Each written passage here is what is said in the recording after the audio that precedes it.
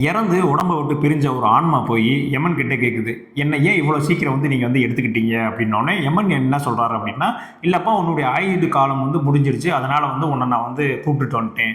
"ஐய்யயோ! நீ பாட்டுக்கு கூப்பிட்டுட்டு வந்துட்டீங்களே, என்னுடைய நான் சேர்த்து வச்ச செல்வங்கள் எல்லாமே அங்க இருக்கே. இப்ப நான் அது என்னோடதாச்சே. அதுக்கு நான் என்ன பண்றது?" அப்படின்ற மாரி கேட்டோனே, அதுக்கும் யமன் பதில் சொல்றாரு, "இல்ல, அது நீ பூமியில சந்தோஷமா வாழ்றதுக்காக உருவாக்கப்பட்ட ஒரு விஷயம் தான். அதெல்லாம் உன்னோட நீ கூப்பிட்டுக்கிற முடியாது. சரி, என்னுடைய பொண்டாட்டி, குழந்தைங்க அவங்கலாம் என்னுடையவங்க தானே. ஸோ அவங்களையுமே நீங்க கூப்பிடலையே அப்படின்னு கேட்டோன்னே, இல்ல அவங்களையுமே நீ கூப்பிட முடியாது. அவங்க பூமியில உன்னோட ஒரு அன்பா மனதோட வாழ்றதுக்காக படைக்கப்பட்டவங்க. ஸோ அதையுமே உன்னால எடுத்துக்க முடியாது. இவ்வளவு ஏன் உன்னுடைய உடம்பவே உன்னால எடுத்துக்க முடியாது. அதுவுமே இந்த மண்ணுக்கு தான் சொந்தம். அப்படின்னு யமன் சொல்றாரு. அப்ப எனக்குன்னு என்னதான் இருக்கு அப்படின்னு கேட்டோம்னு தான் யமன் சொல்றாரு. உனக்குன்னு இருக்கிறது நீ செஞ்ச பாவ புண்ணியங்கள் மட்டும்தான். நீ நல்லது செஞ்ச அப்படின்னா உனக்கு ஒரு நல்ல கர்மா கிடைக்கும். நீ தீவினைகள்லாம் செஞ்சுட்டு இருந்த அப்படின்னா உனக்கு ஒரு தீய கர்மா கிடைக்கும். இப்ப உன்னுடைய பாவ கணக்கின்படி நீ பாவம் தான் அதிகமா செஞ்சிருக்க. அதனால நீ நரகத்துக்கு போவ அப்படின்ற மாதிரி யமன் சொல்றாரு. அப்பதான் அந்த ஆன்மாவுக்கு புரியுது. நம்ம இருக்கிற காலத்திலேயே நல்ல விஷயம்லாம் பண்ணியிருந்தோம் அப்படின்னா நம்மளும் சொர்க்கத்துக்கு போயிருக்கலாமே அப்படின்ற மாதிரியான விஷயம் அவனுக்கு அன்னைக்கு தான் புரிஞ்சுச்சான் அந்த ஆன்மாக்கு.